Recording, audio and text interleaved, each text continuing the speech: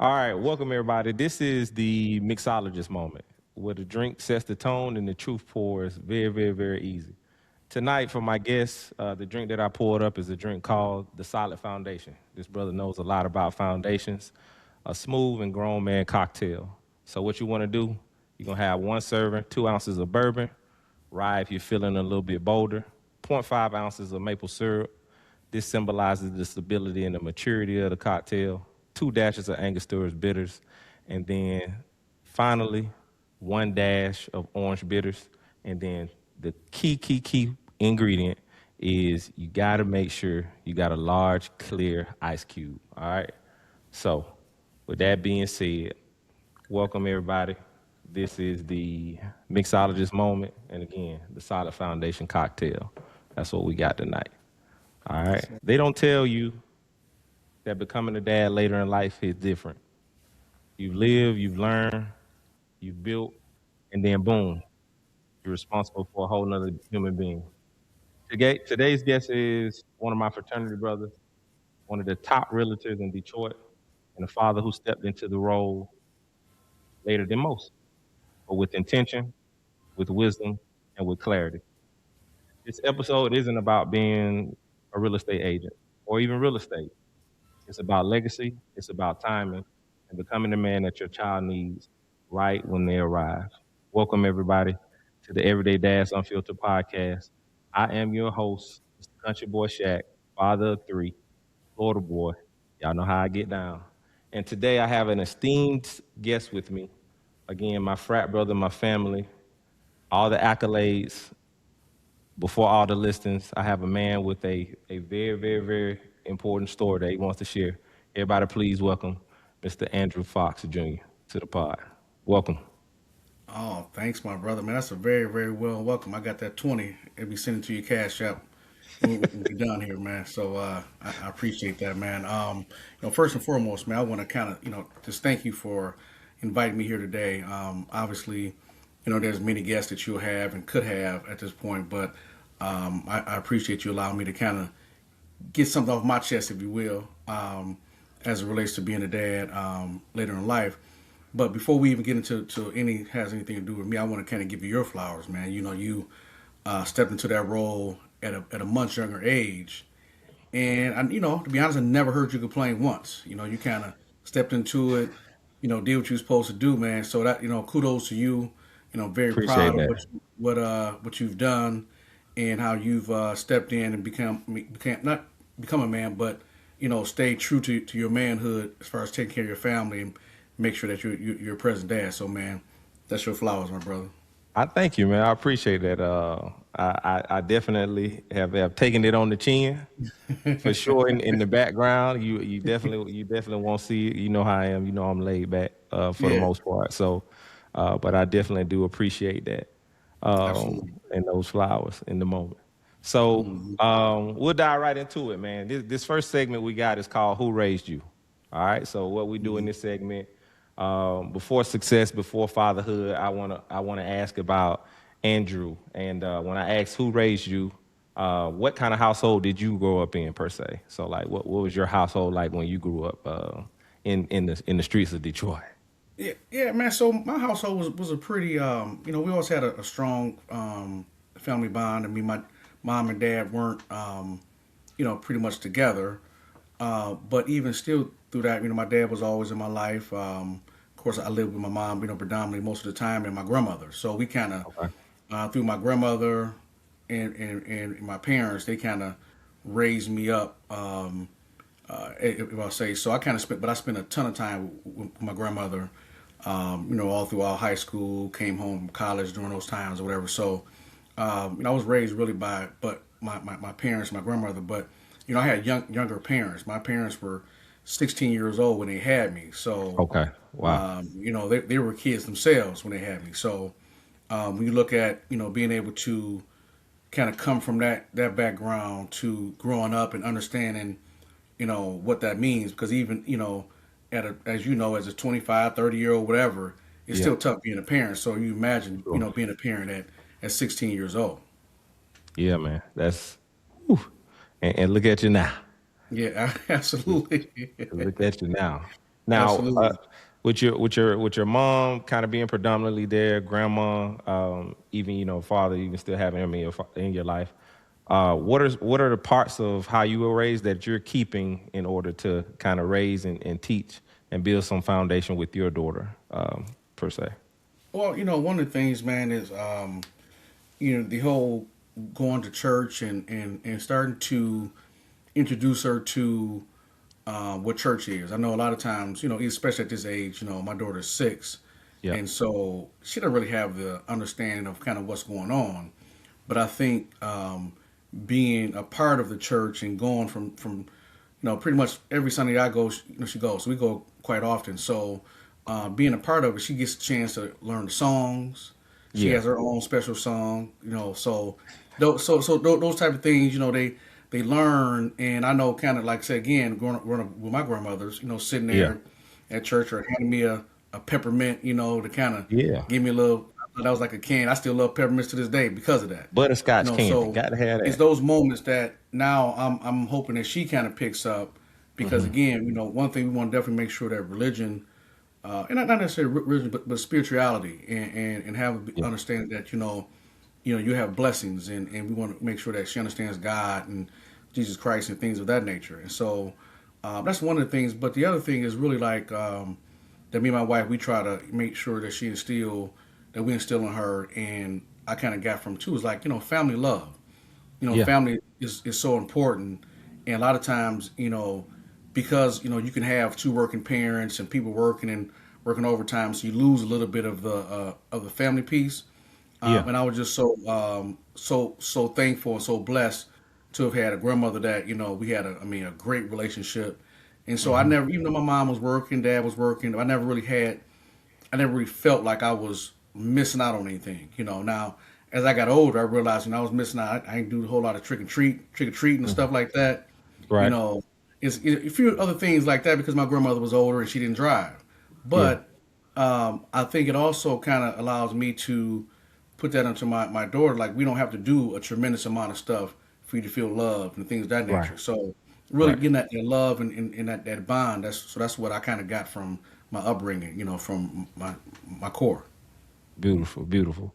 Now I'm a flip it. I'm a go on the other end of this. What are some things that you're trying to unlearn as a parent that you saw when you were coming up as a kid, as an adolescent, that you kind of want to take out of your learnings for your daughter? Some things that you want to That's unlearn. that's a really good question. If I could say maybe one thing, maybe developing kind of that work life balance. Hmm. Like so my mom, she worked a lot, and it was just kind of it's innate in our family Yeah. that we work a lot. You know what I'm saying? And Yeah. so, although my mom spent time with my daughter as well as my wife's mom, Hmm. but primarily, we are the individuals that are like there. Yeah. Yep. Yep. Yep. And so I think kind of having that work life balance. I think that would be something I would kind of want to change up a little bit. And it's extremely difficult now because everything is prices are going up on everything. So it's just it just costs more money to live, Yeah. and you want them to have those experiences. So really, just kind of having those experiences, and making sure that she has that opportunity to have both parents be present because we're not so hardcore on work and things of that nature. Yeah, man, and that's extremely important because I'm a '90s baby, so I'm right there on the cusp of old school parenting. Mm-hmm. But that was my mom. Her thing was, hey, I got to work to pay these bills. So, Yeah, yeah, but I think it's definitely important to have that. I think early on we're grind as parents, but we also I think as we kind of get a little bit older, a little bit later in our journeys as parents, we try to make sure that we incorporate that because it's important for our kids. sure. And a lot of the times, a lot of us we're parenting from memory, and not Mm-hmm. necessarily like I said, none of us have a manual on this. So Sure. those foundational things that we do pick up, we get from memory. A lot of times, great memories, but there are some things that we definitely want to change. But good Absolutely. conversation. Good Yeah, conversation. absolutely. The next segment we're gonna have is real ones know. All right. So here, I'm gonna ask you kind of. We're gonna get a little bit into the business. Hmm. Here in aspect, I know that you're with Remax. Like I said, one of the top dogs in the D, Sure. up there in Detroit. The Fox Group. I know you are definitely a multi-award winner in your space. I definitely see the accolades coming through all the times and stuff like that. So we want to get into that part, and because this part of the dynamic is important as well, Sure. as being a dad. So, Mhm. what did the grind really look like for you as starting out as a realtor and then kind of becoming to who you are in the space? Well, man, it kind of started off really with me, just buying properties and selling them and things of that nature. But then got one particular deal I remember. Where I remember had someone who they wanted to kind of take advantage of me because I wasn't licensed guy, so I'm just kind of selling these properties. They had buyers or Yeah. whatever. Yep. And so from that situation, I said, listen, man, if I can sell it, maybe I can't buy every property that I sell, Right. but I have opportunity to list properties that I necessarily can't buy.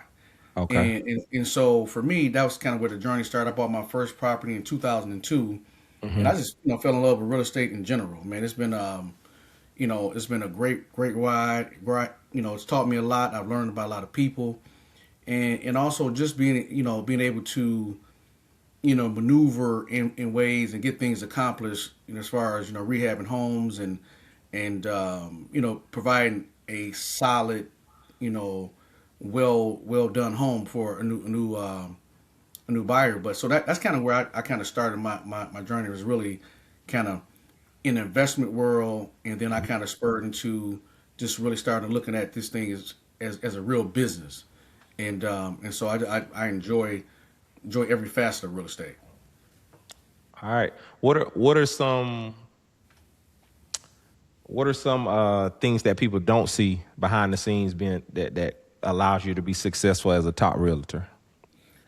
I think one of the things is how far are you willing to go for your clients. A lot of times you have individuals where and it's probably maybe I don't know if a good thing, bad thing, whatever, but Hmm. there's been times where a client has been short, you Yeah. know, and I've relinquished some of my commission, or did some things. There's been times where there's small repairs need to be done on homes. I go in and help some of my guys go and take care of it, because for me, I realized the ultimate thing, if you get the client to the table basically, Yeah. and there's one small thing that's stopping them. I think we would if the shoe was on the other foot, we would all want somebody else to step in and help us. And so Absolutely. I just try to have that attitude, like, hey, and I think for the most part, a lot of my clients appreciate it. Sometimes they don't even know, because Yeah. it's really not about like kind of say, hey, this is what I did for you. It's more or less like it gives me satisfaction and satisfaction every time I know that I helped this person, regardless whether they know or not. That's good stuff, man. Yeah, because having a good realtor is everything. Because when me and my wife started initially to go through, the purchasing process with everything, our first realtor that we had was like terrible. And it's like you Yeah. said, like those like intricate details. And Hmm. then I even piggyback that by saying this our final realtor that we settled on, she almost kind of lost us as well. Mm. But she made a very, very, very like genuine gesture, and like those little things matter. Like you Oh, said, yeah, you know absolutely. what I'm saying. And you Absolutely. can kind of tell and feel and understand who's genuine, who's not genuine when it comes to that process. But Sure. but definitely, it was beneficial, and couldn't have been happier with Pat when we chose her as a realtor. But that's good stuff, man. That's real good Sure. stuff. Absolutely.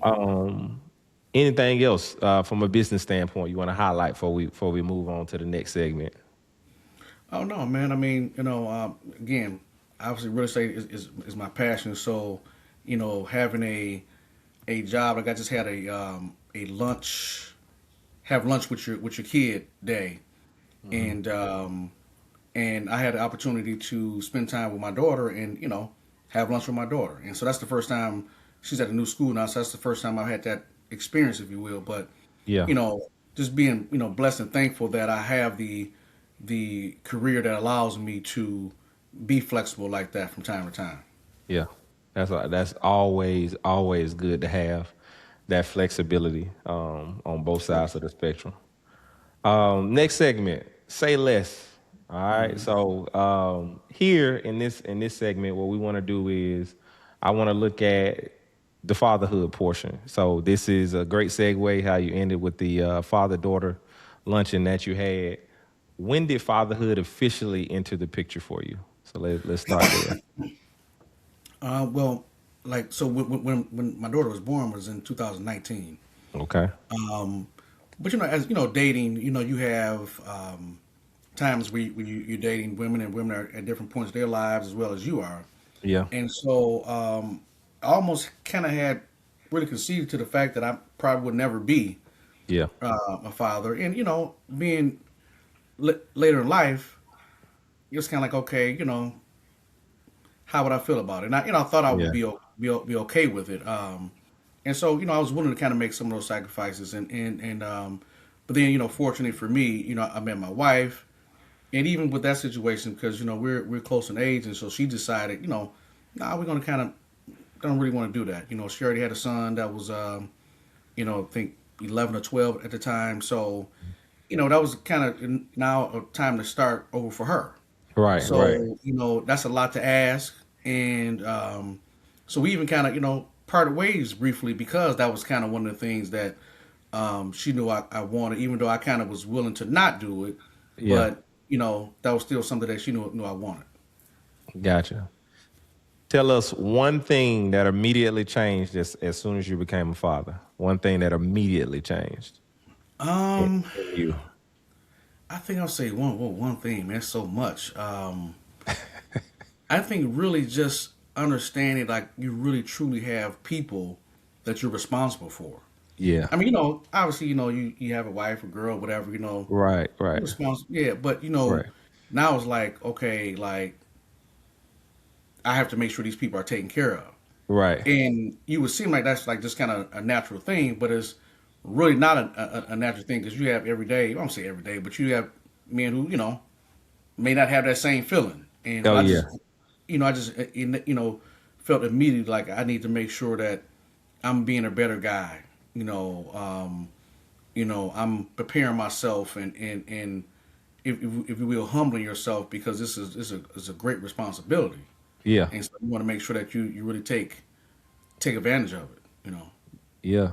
Something that I hate, and I used to tell my wife all the time. I'll say, "Man, we can't just go on them little late Yeah. night snack runs and stuff like we used to no more." You know what I'm Yeah, saying? no, Yeah, you all that, can't. yeah, for sure. And All I that's guess I went straight to everything got to the be playing to the now. protection Yeah. piece, but like I said, it's so many like life changing things. Just like today is who's gonna stay home with the kid today? She's self Yeah. employed. I'm Yeah. self employed. We got Holiday. this stuff. Yeah. Yeah, but you're right. I agree with that 100%. Yeah, for sure. 1,000%. Um, Sometimes being a dad, like you said, yeah, it doesn't add responsibility all the time, but sometimes it just reveals it. And I think you kind Yeah. of spoke to that. Like it was just certain things like, hey, I need to humble myself in this space. Like I'm Mm-hmm. responsible for, you know what I'm saying, not Mm-hmm. only just myself, but other human beings. Like their livelihood depends on me. So, Absolutely. but fatherhood definitely will bring that out of you. Um, the next segment is the tucked in and turned up. This one we tuck the kids to bed. We get a little bit unfiltered. What does a perfect night look like for Andrew? All right, we don't put the daughter to bed. What does a perfect night look like for Andrew at this stage and age? Man, to be honest, man, if it's any time that either myself or just and my wife and myself, we get a chance to like put her to bed and just really sometimes just have a just real conversation, where it's just like, man, even just talking about her sometimes, man, remember she did this and she did that, and so just Yeah, having the opportunity to really kind of relax and decompress because as a part of father, you always kind of go on, and then as being a realtor and doing business, so you have constantly other people's emotions that you're dealing with when you're trying to manage. So we get yeah, a chance to tuck the babies in the bed, get some time, spend some time with your wife and spend some time with, even in certain instances just with yourself, just to kind of be quiet for a second. So For sure. that's like the thing I love to do. You know what I'm saying? Yeah, that's my fitness time. And I know a lot of Mhm. people don't like to work out like later. They try to, Mhm. get it in early in the morning. Once I get Yeah, them down, I gotta that's when dad gets it cracking on his fitness. So sure. that's but like you said, that's your zen time, that's your time to kind Yes. of decompress or whatever. So for Hmm. sure I understand that. Um how do you balance ambition with being present? How do you balance ambition with being present? Um, man, I've had to have plenty of conversations with myself. Hmm. Like, hey, so I would love to go and do that. But what is the cost of that?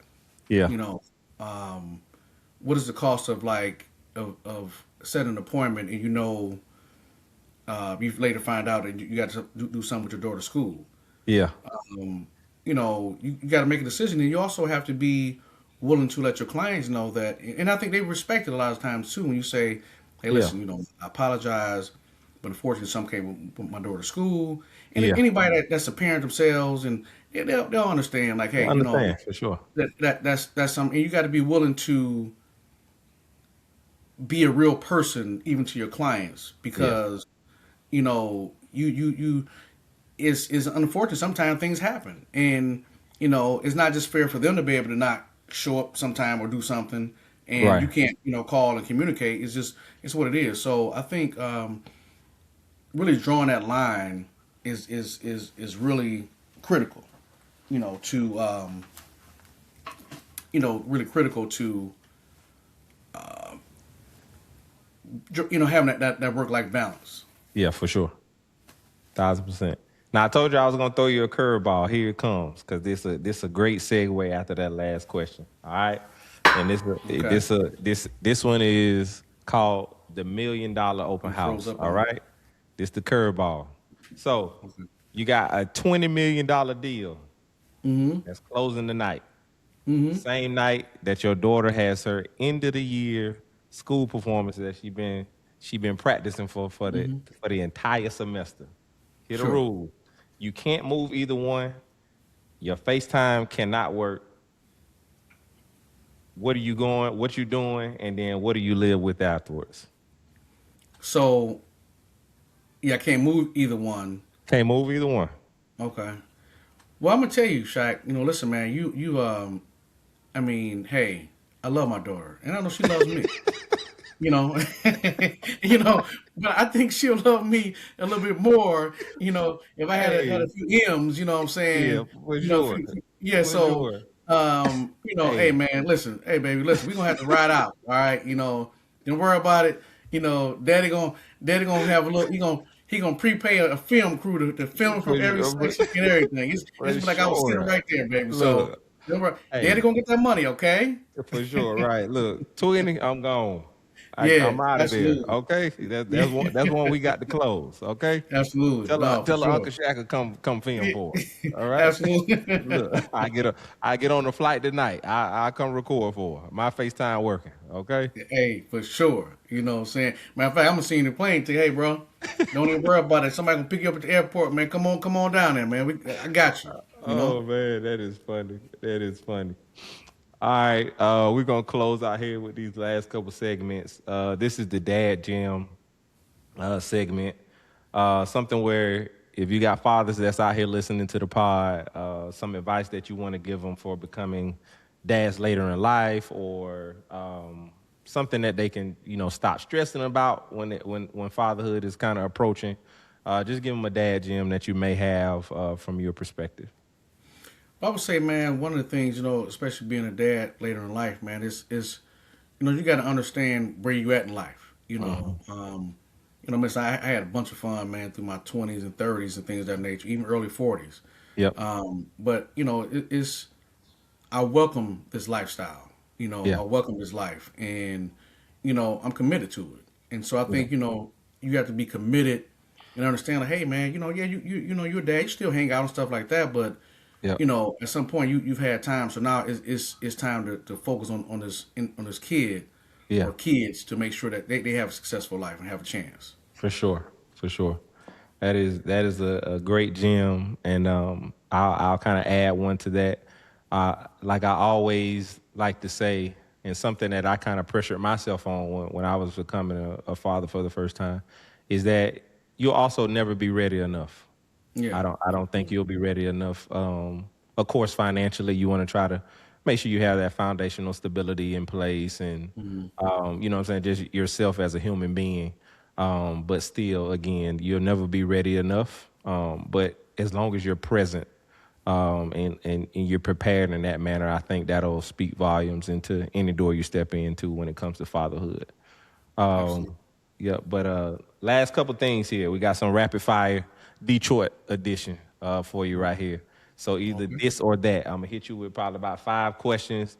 You tell me this or that.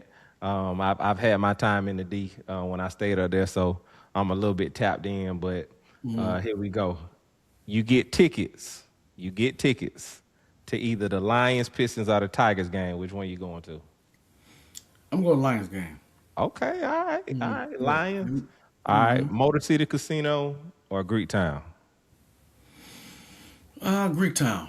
Okay, all right. A little hmm bit more classy, and then you can hit, you can hit the Ave and get you a little dessert after that Yeah, too. Right there. absolutely.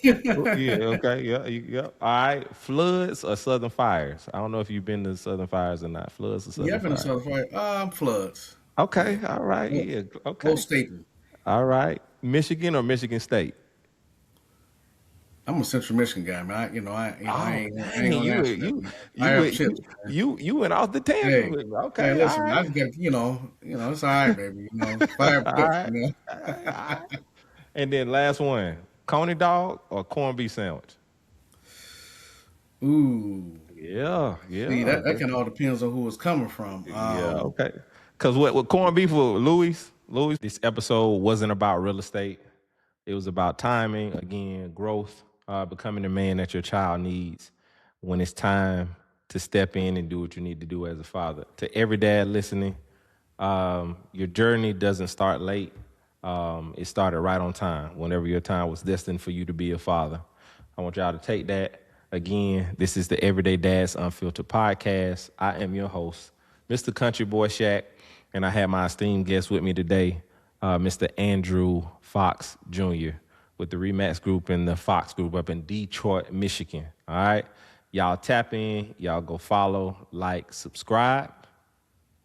Peace.